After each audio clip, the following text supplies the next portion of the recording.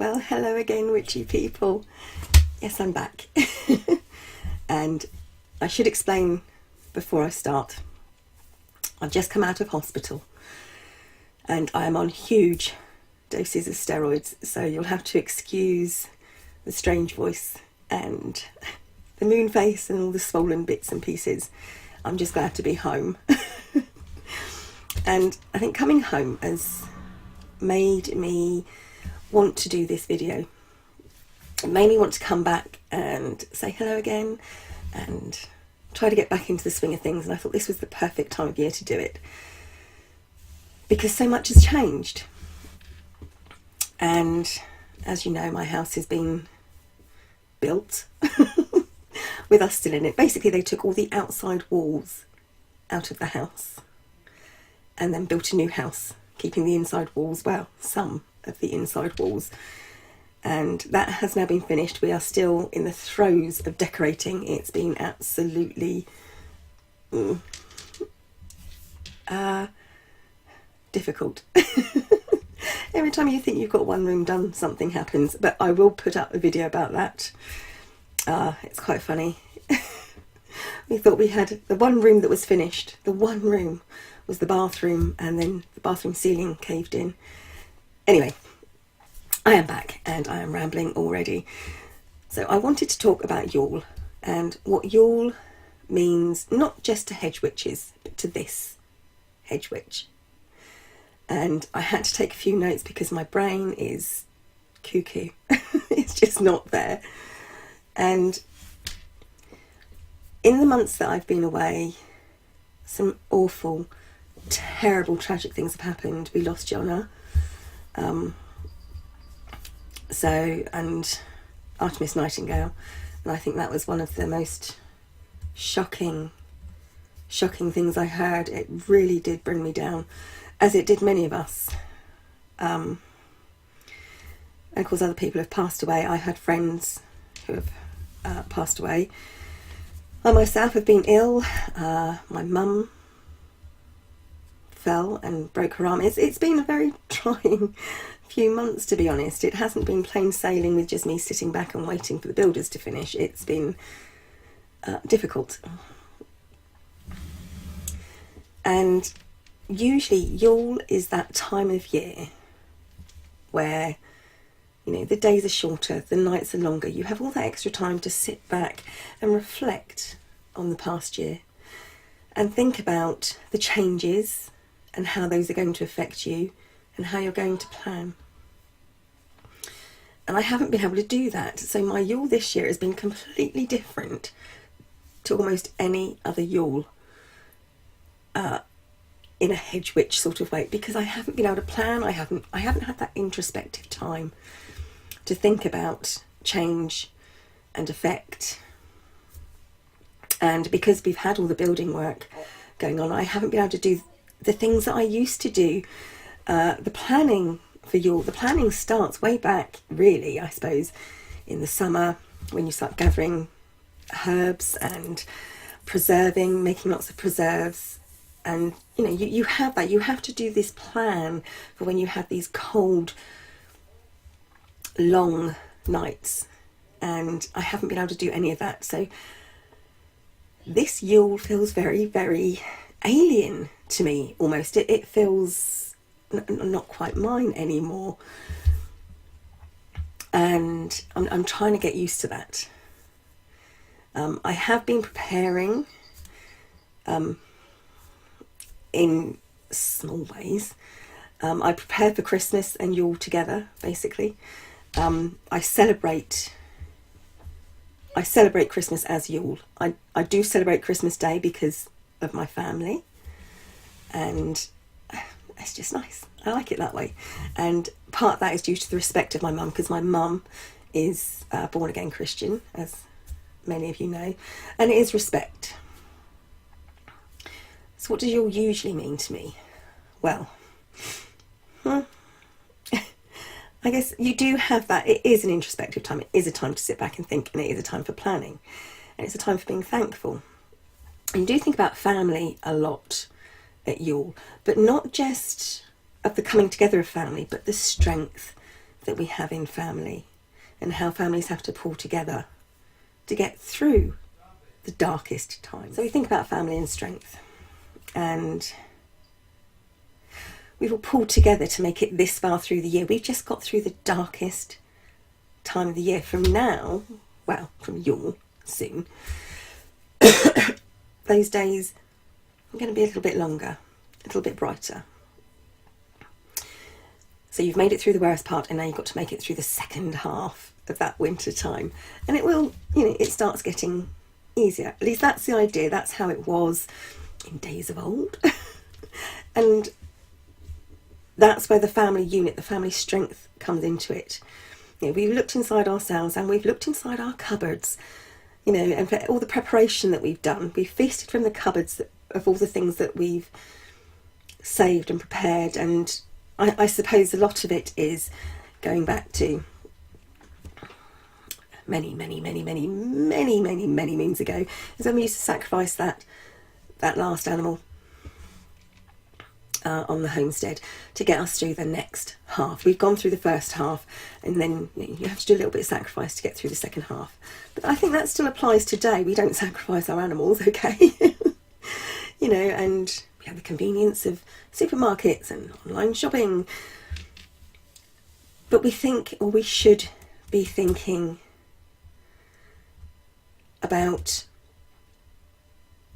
how thankful we can be, and how we have to plan and rely on each other. There's that no man is an island sort of thing, but we have to rely upon each other and draw upon each other's strengths just to get each other through. Now, obviously, like I said, most of the time I will be reaping and preserving and, reveling in cinnamon and spices and all those wonderful scents of holly and ivy and mistletoe and oak. We all the evergreen and everything. We light candles, and we burn our Yule logs. We do all these wonderful things to banish the dark and to bless our families and bless our homes and bless our friends, and to drive out that dark and bring us some good luck. That's really it. Going to bring us some good luck and help us get through these not so darker times, because it's a celebration, because you've just got through the worst, and the worst part of the year, the hardest part of the year, and now it's going to start getting just a titty bit easier. And I think in ancient times, I think mostly ancient Germanic people as well, Nordic people, would look at the sun and see it as a wheel, turning the seasons. And funny enough, I think that's where some people do believe that's where the word Yule comes from the word wheel. During the last few weeks of shorter and shorter days, many people, we've looked inward, introspectively, because that's what happens at this time of year. You have the time to do that. And yet we also always listen outwardly. We listen for those signs that there is still life. The bird song in the morning is one of my absolute favourites, and it's simple things like that. It is the bird song. That's one of them. Even in the cold and the dark and the harshness, you listen and you look for the life that is surviving and growing and helping us. And we do the same. Because life survives, life carries on forward. And that's part of what we do at Yule. I think we have to have this, no matter what's happened, and, of all the hardships that we go through and the changes that we go through. Life does happen, but it also goes forward. We do survive, and we can carry forward. And I think when we look for all these signs around of that life that's still there, the vibrant red of holly berries and the mistletoe that clings onto the oak, all these things, and the bird song, we have that wondrous, amazing knowledge that life is going on, that we have survived, and that life is going on. And for those that are no longer with us, we have their memories in our hearts. You don't stop loving someone just because they're not here. So you have the joy of having known somebody, spoken to somebody, shared with somebody, and that little bit of life from them goes on inside ourselves. And the other thing that I do love about Yule is I'm very, like I said, my way of living it is, and following the path is incredibly eclectic. And that's the great thing about being a hedge witch, because you draw completely on personal experience, family experience, genetics, where you live, you know, the time you live in. Sorry, that piece of hair is really annoying me. So you have all this to draw on. So nobody's path is going to be exactly the same as yours. And part of what I like to draw on is some of the folklore and superstitions and such like of the past. And I like to think of the wild hunt. I like to think of the wild hunt roaring across the land, you know, bringing good welfare, bringing welfare and good luck to the people of the land. And that's part of Yule for me. So, you know, and you hear the wild hunt in thunderstorms and lightning and the rush of the wind and the pounding of the seas. This is all part of it. And, you know, so if Yule happens to be quite tempestuous in the weather, all the better. You know, it really is, it's nothing to be frightened of. It's, you know, I mean, obviously, like I said, going way back, farmers and such like would be, country people would be terrified of these big storms coming, and they would use that to say, well, it's not anything to be frightened of. It's the wild hunt. It's them spreading their welfare and goodness and abundance upon the people. And I think that's a lovely way of looking at it. And it's kind of like incorporated into my own beliefs. And, you know, I like that idea. So that's kind of, you know, part of how I celebrate. And I think as well, like I said, you know, everyone's so different and we all celebrate very, very differently. I don't have a Yule altar. Like I said, my altar is really a box for storing things in. But I do, and I don't have a Yule log anymore because I don't have an open fire anymore. But I do have a Christmas tree, or what some people would refer to as a Christmas tree. And I like to have that greenery in the home, and I don't do it for any Christian reasons, and I'm sorry if that upsets any Christians, but it's not really a Christian practice, is it? You know, and that's my replacement for the Yule log, is bringing a Christmas tree into the house, bringing a fir tree. And I'm afraid mine as well at the moment is fake, because I don't like to kill a tree just to have my home smell nice at Christmas and this season. And so I have a fake tree. But you know, modern times, modern things. So what other kind of things do I do? Well, obviously I bring in holly and mistletoe, and that's a big part. So I don't bring in a Yule log, but I do bring in holly, mistletoe if I can, not always, especially not this year, because my grandchildren are, my smallest grandchildren, my grandbaby twin girls are 2, and I don't really want them picking bits of mistletoe and squashing mistletoe berries in their hands, because everything touches their hands and straight in the mouth. But holly is a bit different. They know holly is a bit prickly and they don't like to touch it, so I bring holly in, and that's nice because my holly tree, I mean, the top half of it has got no berries on. The birds have stripped it already, and we had an abundant year this year of holly berries. So, you know, I have taken some lower branches that the birds don't get to, and I've tried not to have too many berries on them, because I like obviously that holly tree is there for the birds. It's not there for me. I keep it growing and keep it as a tree rather than a bush. I cut all the lower branches off so that it grows as a tree, because that way my cats can't get to the birds as they're up in the leaves, up in the branches, feasting away on all the berries. So that's part of how I celebrate. I bring in the greenery to bring in the life. It's almost like bringing in the life. And yes, there's the Holly King and the Oak King and everything else, but I think for a hedge witch it is slightly different. So you bring in the green and the holly and the mistletoe and the ivy. It is a representation of life, that there is life and that we are going to survive and we are going to get through. And even if we personally don't get through, our families and our hopes and our dreams survive. I cook a Yule ham on Boxing Day, February the 26th, halfway through Yule.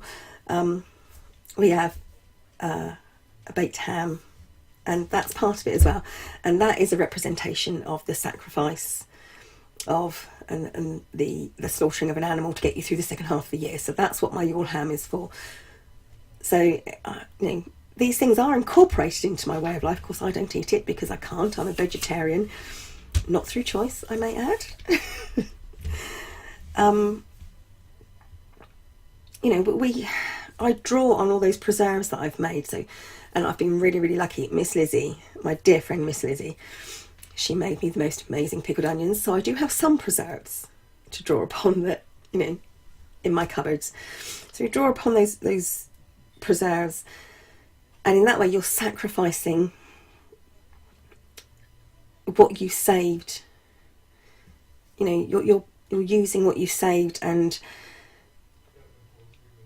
you do that in acknowledgement that the worst, the darkest days are now over, and now the longer days are going to start coming back in. And that's a hedge witch Yule, really. So that's all of those dates from roughly 21st of December to the 1st of January is all. It is about thinking and planning and family and friends and getting through. And that's what it's all about. And I know I rambled, and I hope this kind of makes sense. And I will be uploading a few more videos. I want to show you what my house looked like when the builders had finished. It was dire. And then hopefully I will get to upload and show some of the work that we have done. We have finished. You see, my room, my craft room is finished. No, I've still got my black carpet, but well, I've got a light. I got to change the light, and I don't know if you'll be able to see if I turn that round a bit. You can see this is now my wallpaper. Not my favourite. It has got butterflies on. I'm not a butterfly sort of person, but so no more of my lovely caged birds wallpaper, though it does have birds on them, so that's not too bad. So I'm getting used to this new colour scheme. And I have done a lot of work. I think it's the only kind of thing I've done that's really Yule-like is I have upcycled a lot of my furniture. So, you know, sort of like painting chairs and reupholstering chairs, and sort of with this decorating to make a family home. So I've been trying to keep the home, I'm trying to build the home again. I'm trying to get it all back together. And I feel that that's part of what the Yule is like. It is about family and making a home, and the celebration that you know you've got through the worst and things are going to get better. So, right, I'm going to leave it at that. But yes, I will upload some more videos as soon as I can. So thank you for watching, witchy people. I'm so glad to be back, and hopefully the future videos that I will make they'll make a bit more sense. Thanks for watching. Bye for now, witchy people.